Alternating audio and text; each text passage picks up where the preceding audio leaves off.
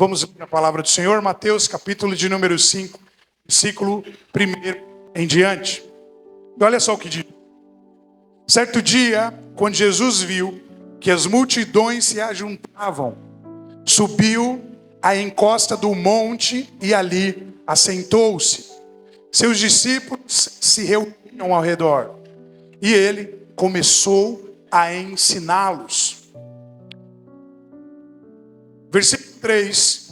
Felizes os pobres de espíritos, pois o reino dos céus lhe pertence. Felizes os que choram, pois serão consolados. Felizes os humildes, pois herdarão a terra. Felizes os que têm fome e sede de justiça, pois serão saciados. Felizes os misericordiosos, pois serão tratados com misericórdia. Felizes os que têm coração puro, pois verão a Deus. Felizes os que promovem a paz, pois serão chamados filhos de Deus. Felizes os perseguidos por causa da justiça, pois o reino dos céus lhe pertence.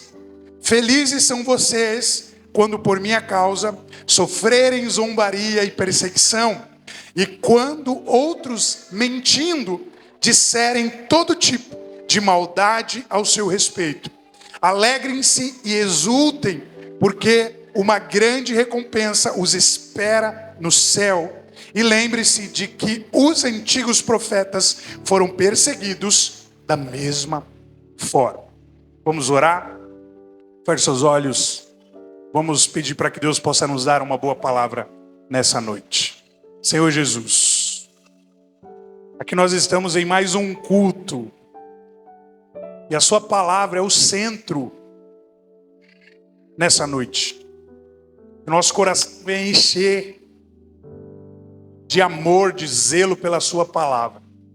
Nós te pedimos direções nessa noite. Nós te pedimos que o Senhor venha nos capacitar, nos fazer entender, e que não entre no ouvido e saia no outro, mas que fique, que permaneça na terra do nosso coração. É o que nós pedimos. Venha sobre cada pessoa, que a semente seja plantada e dê frutos. É isso que nós pedimos, em nome do Senhor. Amém.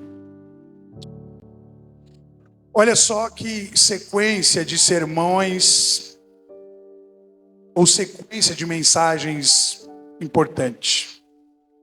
E eu gostaria de falar algo antes de entrar na mensagem. Que essa semana foi uma semana muito corrida, apesar do feriado. E eu estou tendo aula na faculdade de escatologia. E escatologia, para quem não sabe, é o estudo das últimas coisas. Estudo dos fins dos tempos. E o professor ele falou algo muito sério. Pouco se tem falado que Jesus está voltando. Parece que mais uma vez essa ideia, essa mensagem, ela caiu em descrédito. E muitos não pregam mais isso. Muitos não falam mais isso. E quando às vezes a gente fala, as pessoas não se preocupam mais. Mas isso é um fato. Jesus está voltando. Ele chegará assim como um ladrão que não avisa, que não marca horário, que não dá um toque, que não comunica. Mas em breve ele voltará.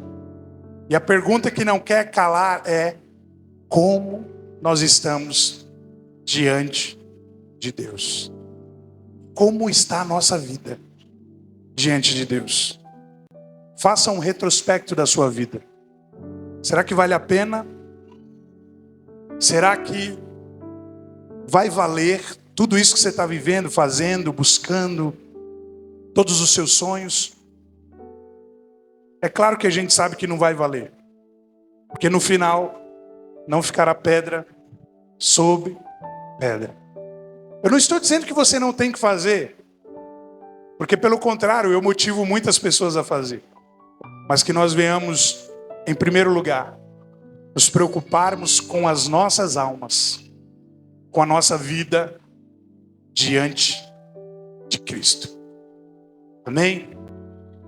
É o que Deus me pediu para falar e para avisar para a sua igreja nessa noite. Entrando na mensagem, a gente vai ver que, segundo o evangelista Mateus, um homem que não tinha uma fama muito boa no princípio, ele era um cobrador de impostos e por isso ele era odiado pelos seus irmãos. Mas a gente sabe que em Mateus capítulo 9, Jesus passando pela coletoria ou pela alfândega, lugar onde Mateus cobrava os impostos, Jesus chama-o para que ele pudesse segui-lo. Mateus imediatamente levanta e segue Jesus. E agora ele escreve algo sobre Jesus. E segundo Mateus, ele vai dizer que Jesus ele foi batizado e foi conduzido ao deserto. Jesus então, segundo Mateus, ele inicia o seu ministério após a morte de João Batista, aquele profeta que batizava no Rio Jordão. E ele deixa a sua cidade chamada Nazaré, após isso.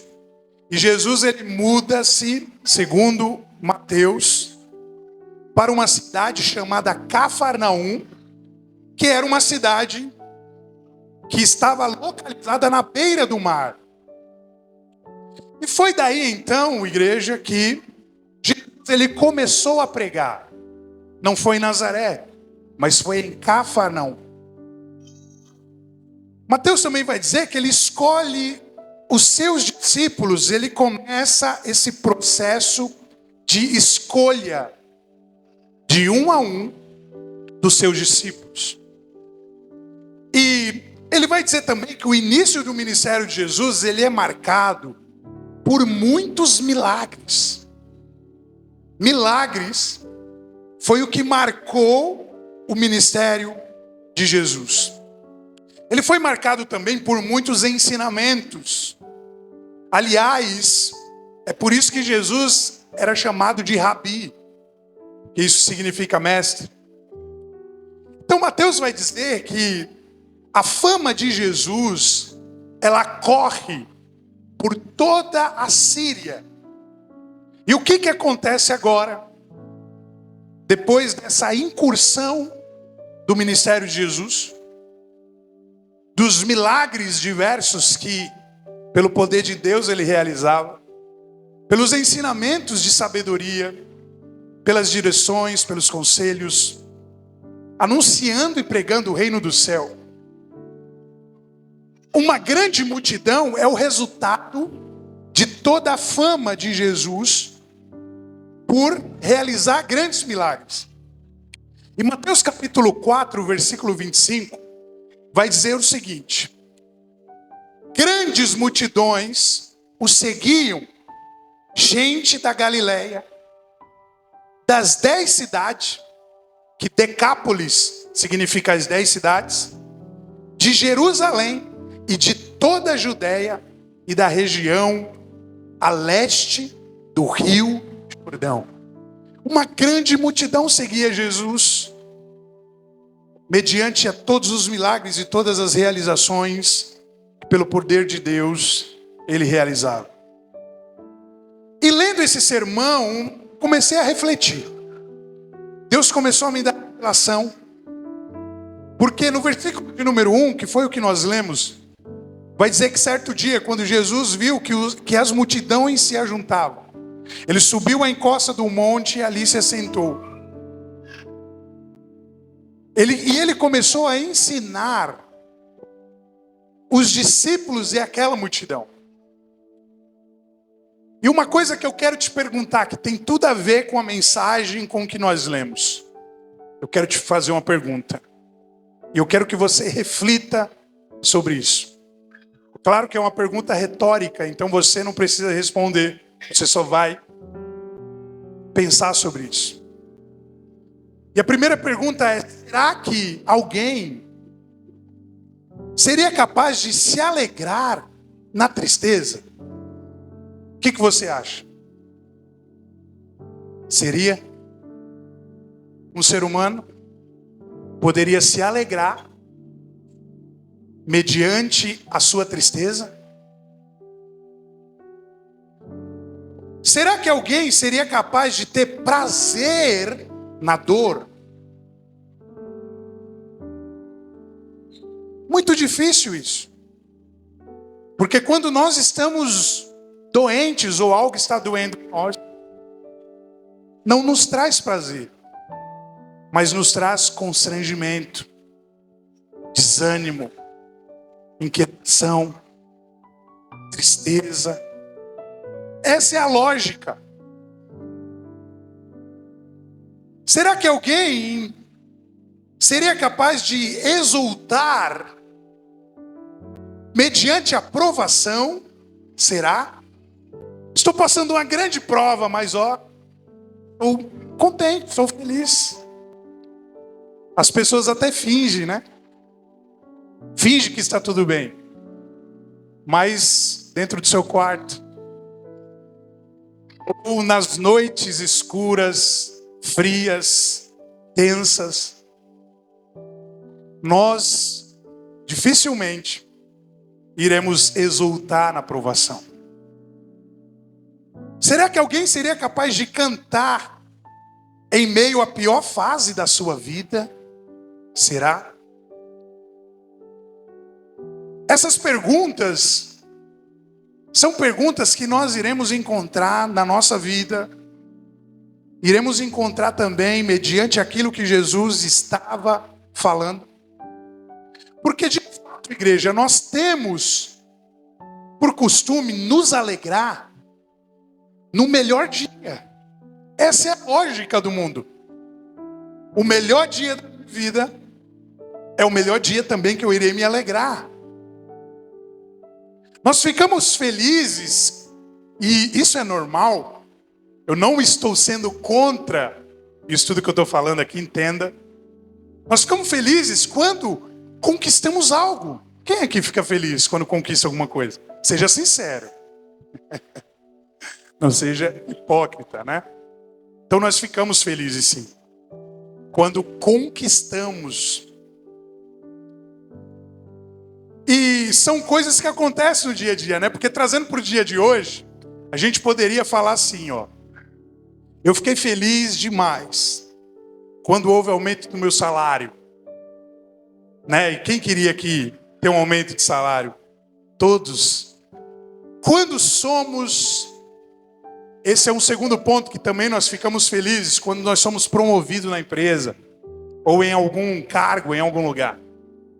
Isso nos traz alegria. Nós ficamos felizes também quando compramos uma casa, realizamos um sonho, não é mesmo? Ficamos felizes. Não podemos negar isso. Ficamos felizes quando compramos um carro. Ficamos felizes quando viajamos. Ficamos felizes quando ganhamos presentes. Ficamos felizes quando ganhamos ou somos presenteados de qualquer forma. Enfim, a lógica do nosso mundo, a lógica da humanidade, é que quando somos beneficiados, é aí então que eu fiquei feliz. Que eu estou bem, que eu estou ótimo. O dia foi bom, então eu também estou bem. A carta de 1 Pedro, capítulo 1, versículo 6, vai dizer o seguinte. Lembrando que eu não estou dizendo que isso é ruim, ou eu sou contra. Mas olha o que diz, 1 Pedro, capítulo de número 1, versículo 6 ao 9. Aqui nós iremos encontrar um texto que ele tem correlação com aquele que nós lemos no início, porque a Bíblia ela é um livro, e por isso que ela não é aceita, por isso que ela é repudiada por muitos, por isso que ela não entra no sistema nacional do governo como o livro que deveria ser ensino nas escolas, ser ensinado nas escolas. Porque a Bíblia ela vem totalmente contra a lógica da nossa sociedade. Porque isso tudo que eu falei, você concorda comigo. Ficamos felizes mediante ao que ganhamos. Ficamos felizes mediante ao momento que somos proporcionados em alguma coisa. Mas nunca iremos ficar felizes quando perdemos. Nunca iremos ficar felizes quando fomos derrotados. E essa é a lógica. Estamos inseridos nessa bolha e nesse ambiente. É por isso que nós precisamos buscar de Deus a revelação na palavra. E Pedro, ele vai dizer o seguinte, no capítulo de número 1, versículo 6 em diante. Ele vai dizer assim, portanto, alegrem-se com isso. Ele está dizendo, alegre-se com a prova que você está passando. Ainda que agora, por algum tempo, vocês precisam suportar muitas provações. Ele está dizendo, se alegre com isso. Versículo 7. Elas mostrarão que a sua fé é autêntica. Porque quando eu demonstro para Deus que eu tenho fé, não é mediante ao melhor dia. Não é mediante ao dia em que eu fui promovido. Não é mediante ao dia que eu fui na igreja e recebi uma bênção. Não é mediante a quando o pastor orou e as portas se abriu. Mas é mediante as portas fechadas. É mediante quando alguém zombou de mim. É mediante quando eu fui na igreja, quando eu estou na igreja há mais de um ano e nada ainda, aparentemente, aconteceu. É quando o pastor ora e talvez não era para acontecer. É quando a situação não nos beneficia. Pedro vai dizer que é aí que a nossa fé ela se mostra. Então eu falei para Deus em certas ocasiões, se é por meio das provações que a minha fé aumenta, eu não quero parar de ser provado. Alguém ora assim? Senhor, se mediante a provação a minha fé ela se agarra mais em ti, ela se revela, manda a prova. Você entende? E realmente é assim que acontece. Versículo 7, elas mostrarão que sua fé é autêntica. Continuando ele vai dizer, como prova e purifica o ouro, assim sua fé está sendo experimentada. Ela é muito mais preciosa que o simples ouro. Isso resultará em louvor, glória e honra no dia em que Jesus Cristo for revelado. E agora eu quero que você seja sincero. Você só tem a maturidade para algumas coisas que você alcançou hoje. Sabe por quê? Mediante as situações que você quebrou a cara. Mediante as situações que você passou. E isso, talvez até naquele momento você achou que te causou um grande prejuízo. Mas te ensinou algo valioso. E é isso que ele está dizendo. Nós precisamos ser experimentados. Versículo 8, ainda mantendo a leitura. Embora nunca tenham visto. Ele está falando que embora nós nunca tenhamos visto Jesus, vocês o amam. E ainda que não o vejam agora, creem nele. E se regozijam com alegria inexprimível e gloriosa. Pois estão alcançando o alvo da fé.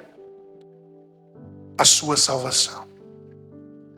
Nós só seremos capazes de nos tornar pessoas amadurecidas, pessoas capazes de enfrentar esse mundo aí fora, quando nós passarmos pela mais terrível provação e fomos aprovados. Porque estar passando pela aprovação não significa que todos serão aprovados. Tem pessoa que joga tudo para o alto, tem pessoa que desiste. Tem pessoa que fala, eu não quero mais esse Jesus. Tem pessoa que fala, eu vou desistir de tudo, eu vou largar minha esposa, eu vou embora, eu vou largar meus filhos, eu vou virar um mendigo, eu vou morar na Praça da Sé. Tem pessoas que não suportam. Mas a gente sabe que a Bíblia vai falar que Deus ele não vai te dar uma carga maior do que você possa suportar. Se Ele te deu é porque você vai conseguir vencer essa luta. Tenha fé, persevere, ore e peça estratégia para Deus, porque é em meio à provação, é em meio à dificuldade que nós estamos sendo experimentados. Então, a partir de agora, Pedro ele vai dizer isso para todos os cristãos que acreditam em Jesus. Pois nós somente nos alegramos com o que já vimos. E isso é muito normal. Nós precisamos nos alegrar com aquilo que nós não vimos, que é o nosso Senhor, o nosso Deus. Mas eu não preciso ver. Se eu tenho fé, eu não preciso ver. Se eu tenho fé, eu não preciso tocar. Se eu tenho fé, eu não preciso enxergar. Eu só preciso ter fé. Eu só preciso crer. E tudo que parece, igreja, é que o sermão de Jesus, o sermão que ele está pregando ali no monte, ele está sofrendo algum tipo de incompatibilidade com a nossa realidade. Algum tipo de contradição, algum tipo de discordância, de divergência, é isso que está acontecendo. Porque é impossível alguém se alegrar em meio à dor, é impossível alguém se alegrar em meio à dificuldade. Ninguém pode ser feliz chorando, passando por dificuldades. Ninguém pode ser feliz sendo humilde demais, respondendo aqui as colocações dos textos. Ninguém pode ser feliz sendo misericordioso demais, porque você vai ser taxado como um besta, como um idiota. Ninguém pode ser feliz tendo o coração puro. Ninguém pode ser feliz procurando promover a paz. Ninguém pode ser feliz sendo perseguido. Ninguém pode ser feliz sofrendo, sendo zombado e sendo caluniado. Isso é difícil. É algo que contrapõe toda a lógica da nossa sociedade. Mas eu quero te dizer, uma coisa você precisa entender. Nós somos felizes sim, não pelo que nós iremos receber. Eu quero que você guarde isso. Mas nós, cristãos, e você que está chegando agora, somos felizes pelo que já recebemos. E nós já recebemos do Senhor. Nós já recebemos de Jesus. Nós já recebemos tudo, Ele já nos deu. Será que você entende isso? Por isso que não há motivo para você se entristecer.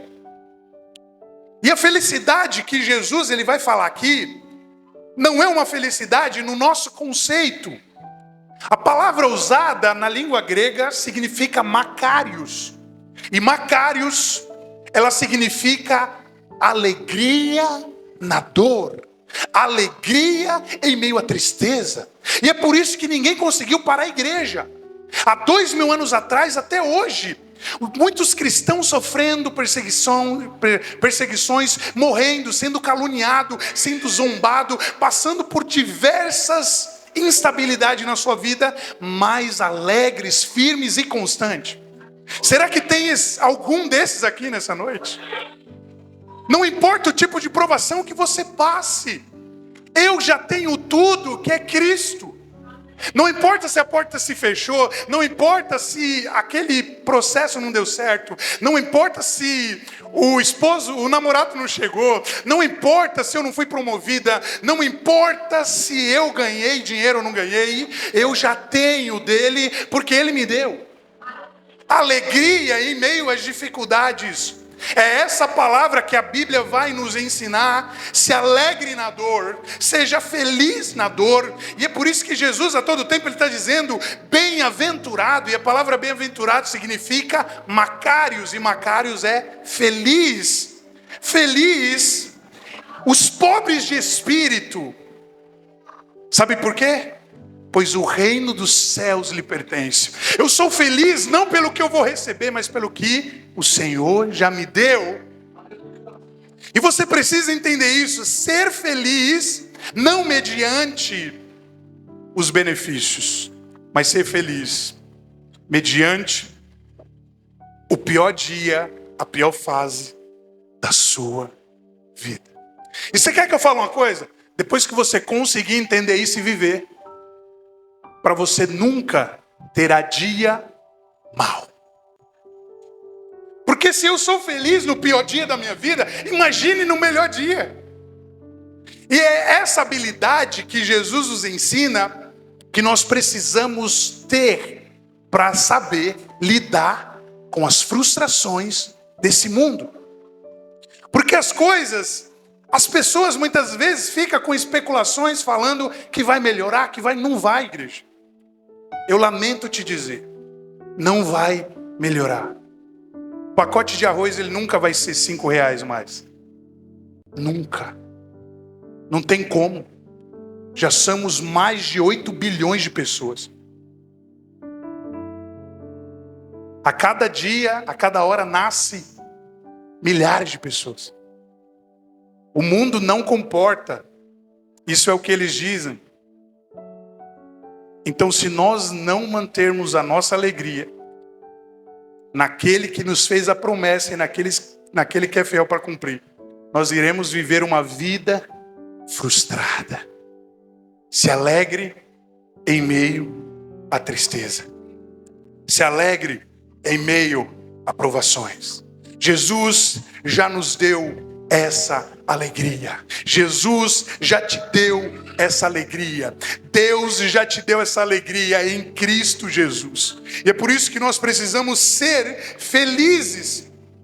Nós não podemos mais sofrer, porque Jesus já sofreu todas essas coisas. Lá em Isaías, capítulo 53, vai dizer que Ele levou sobre si todas as nossas dores e todas as nossas enfermidades. Então só o que me resta é olhar para Ele, olhar para o foco, olhar para o propósito. Não interessa o que tem acontecido, não interessa o dia em que eu estou vivendo. Eu sou feliz, eu sou contente, eu sou alegre, eu sou o filho do rei. Tem alguém comigo aqui nessa noite? Eu sou o filho do rei. Ele me deu o reino. Não interessa mais nada desse mundo, não interessa para mim, porque Ele me deu um novo céus e uma nova terra. Tudo que nós buscamos aqui é saciedade para o corpo, para a matéria. Só que nós temos lá no cemitério um monte de sonhos, propósitos, enterrados. Cemitério é o lugar que tem mais riqueza, né? Por isso que você precisa hoje se importar um pouquinho com a sua alma. Sabe por quê? Porque eu tenho algo para te falar. A sua alma ela não vai morrer. 2 caminhos a sua e a minha alma vai. Ou para a morte eterna, que é o fogo eterno, ou para a vida eterna, que é uma vida com Deus, é uma vida no novos céus e na nova terra. A morte de Jesus nos tornou bem-aventurados. Já caminhando para o final, eu gostaria de ler em 2 Coríntios, capítulo de número 4, versículo 8. A Bíblia, ela pergunta, isso que é interessante, e ela mesma responde ela mesma. Olha o que diz 2 Coríntios 4, 8. O apóstolo Paulo agora, passando pela pior fase da sua vida, pelo pior momento da sua vida, sendo perseguido, passando provações, sendo caluniado, sendo zombado. Olha só o que ele escreve. De todos os lados somos pressionados por aflições, mas não esmagados. Ficamos perplexos, mas não desesperados. Somos perseguidos, mas não abandonados. Somos derrubados, mas não destruídos. Pelo sofrimento, o nosso corpo continua a participar da morte de Jesus, para que a vida de Jesus também se manifeste em nosso corpo. Sim, vivemos sob constante perigo de morte, porque servimos a Jesus, para que a vida de Jesus se manifeste em nosso corpo mortal.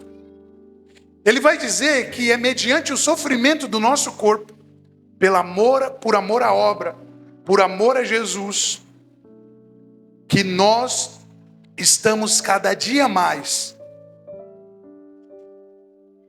aumentando em vida, crescendo em vida, sendo beneficiados pela vida de Deus. Um pouquinho mais para baixo, no versículo 16, ele vai dizer o seguinte: por isso nunca desistimos, apesar de todas as provações, nunca desistimos.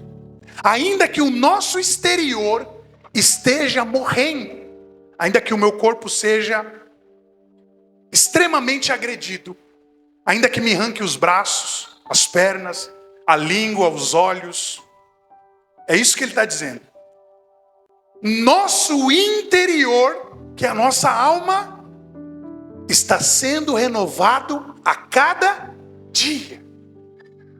Então você tem que entender que é uma guerra.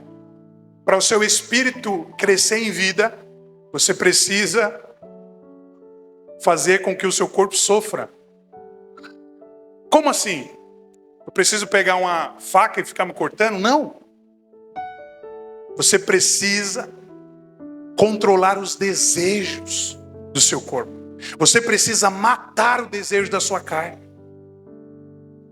Você precisa dar lugar ao Espírito Santo de Deus. Continuando a leitura.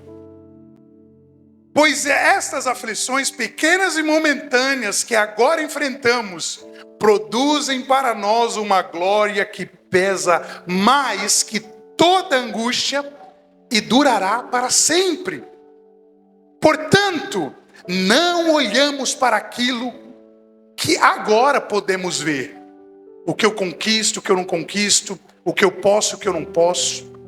Em vez disso, fixamos os nossos olhos naquilo que não se pode ver. Lembra o que Pedro disse? Embora nunca tenham visto, mas creram, amaram. Pois as coisas que agora vemos logo passarão. A perspectiva de vida é só até os 80. Quem chega? Mas tem gente trocando 80 anos pela eternidade. Tem gente trocando momentos de prazeres pela eternidade com Deus. Isso é incrível. E naquele grande dia, como diz Hebreus, você e eu não seremos julgados pelos nossos pecados. Naquele dia, naquele grande dia, no dia do juízo final, você não vai ser lançado no lago de fogo por causa dos seus pecados. Porque para pecado tem perdão e Jesus pagou o preço. Mas você será lançado por causa da graça que você rejeitou. É por isso que nós precisamos olhar para esses textos, olhar para o que realmente Jesus estava dizendo através desses homens e começar a rever os nossos conceitos. Lendo mais uma vez o 18. Portanto, não olhamos para aquilo que agora podemos ver. Em vez disso, fixamos o olhar naquilo que não se pode ver. Pois as coisas que agora vemos logo passarão, mas as que não podemos ver durarão para sempre.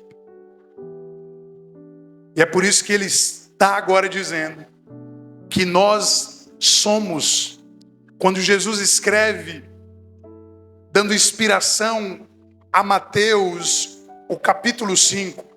Ele está dizendo, bem-aventurados pobres de espírito. Ele está dizendo que você é bem-aventurado. Ele não está dizendo que você será bem-aventurado. É por isso que nós estamos em uma luta constante para tomar posse não do que nós iremos receber, mas do que nós já recebemos como igreja.